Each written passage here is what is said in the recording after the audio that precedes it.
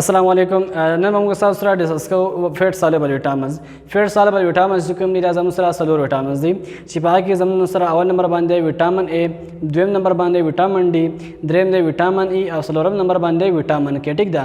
اوس دغه څلور چې کوم وټامن دي دغه لپاره موږ یو لفظ استعمالو تاسو اسانتیا لپاره چې هغه ته ویل کېږي ایډیک. څه ته ویل کېږي؟ هغه ته ویل کېږي ایډیک. ټیک ده. تاسو کولی شئ چې په دې نیمونیک باندې یاد کړئ دا وټامن چې کوم دی فیټ سالبل دا یاد کړئ. ټیک ده. اوس دا کوم چې فیټ سالبل وټامن دي د لپاره په میډیکل کې خپل نمونه دي. راځئ چې دغه نمونه موږ تاسو سره ډسکس کوو. تاسو دغه نمونه څه کوئ دا زده کړئ. ټیک ده.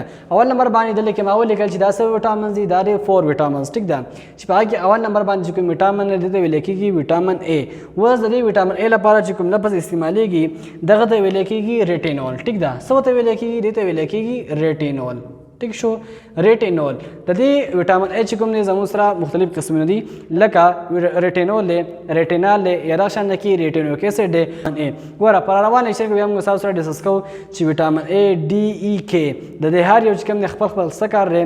که چېرته کې دا موږ په نارمل لیول سره اخلو زموږ وجود ته څه قسم فایده ورکولی شي.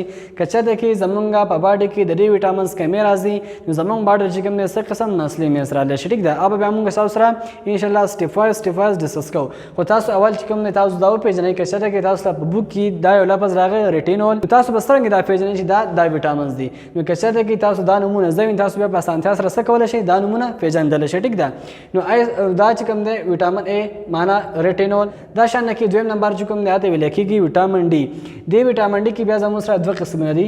یو ته ویل کېږي وټامن D2، دویم ته ویل کېږي وټامن D3. ټیک ده. نو وټامن D چې کوم وټامن D2 چې کوم دی دا بیا جدا دی او وټامن D3 چې کوم دی دا بیا سره دا بیا جدا دی. ټیک ده. و وټامن D2 لپاره یو لفظ استعمالیږي چې هغه ته ویل کېږي ارګوکلسیفیرول. څه ته ویل کېږي؟ هغه ته ویل کېږي ارګوکلسیفیرول. ټیک ده. دا شان کې دویم نمبر چې کوم دی دا وټامن D3 دی وټامن D3 ته ویل کېږي کولیکلسیفیرول. کولیکلسیفیرول. ټیک ده. نو کولیکلسیفیرول چې کوم دی دا وټامن D3 دی او ارګوکلسیفیرول چې کوم دی دا وټامن D2 دی. ټیک ده. دا شان کې وټامن E دی وټامن E لپاره چې کوم لفظ استعمالیږي نو هغه ته ویل کېږي ټوکوفیرول. ټیک ده. ټوکوفیرول چې کوم دی د څه لپاره استعمالیږي؟ د استعمالیږي د وټامن E لپاره. ټیک ده. یا چې کوم دی اکثر تاسو ته لیدلی وي زموږ سره یو قسم کپسول استعمالیږي چې کپسول ته ویل کېږي ایویان په نوم باندې. دا ایویان چې کوم دی دا څه دا وټامن E دی. صحیح جو دا وټامن E سم نو سره دی ټوکوفیرول دی. اوس د بیا خپل کارونه خیر بیا په نیکسټ کې وایو ان شاء الله. دا شان کې لاس پن چې کوم دی هغه دی وټامن K. ګوره اوس د وټامن K چې کوم دی کنه د دې سو فامري د خپل درې فامري دی وټامن K سو فامري د درې فامري. ټیک دو. یو ته مونږ وایو پایلوکوینون. څه ته وایو؟ پایلوکوینون. پایلوکوینون چې کوم دی دا د وټامن K یو پارت دی چې هغه ته ویل کېږي K1. ټیک ده. دویم نمبر چې کوم دی هغه ته ویل کېږي میناکوینون. څه شی؟ میناکوینون. دا میناکوینون چې کوم دی ته ویل کېږي K2. ټیک ده. او دریم نمبر چې کوم دی هغه ته ویل کېږي میناډیون. نو دا څه دی ته ویل کېږي وټامن K3. نو دا دی زموږ سره فیټ سالبل وټامن. ګوره اوس به تاسو وایئ چې یاره سر دا نومونه چې کوم دی دا خو ډېر ګران نومونه دي.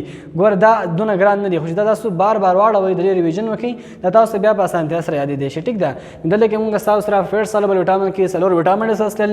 وټامن A ته ویل کېږي ریټینول، وټامن D ته ویل کېږي کولیکلسیفیرول، که چېرته کې دا وټامن D2 وي بیا ورته ویل کېږي ارګوکلسیفیرول. ټیک ده.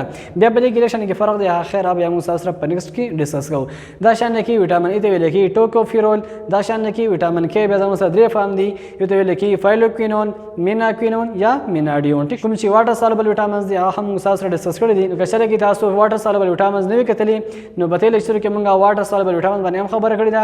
که چېرته کې تاسو دغه لیکچر نه وي کتلي تاسو دغه لیکچر هم وګورئ چې تاسو په ټوټل وټامنز باندې څه شی پوه شئ چې زموږ سره د وټامن سوري او وټامن زموږ سره میډیکلي کوم نمونه دي. نو امید کوم تاسو په دې باندې پوه شئ وئ. ان شاء الله ملاقات به کېږي په نوې ویډیو کې د نوې موضوع سره. د خدای په امان.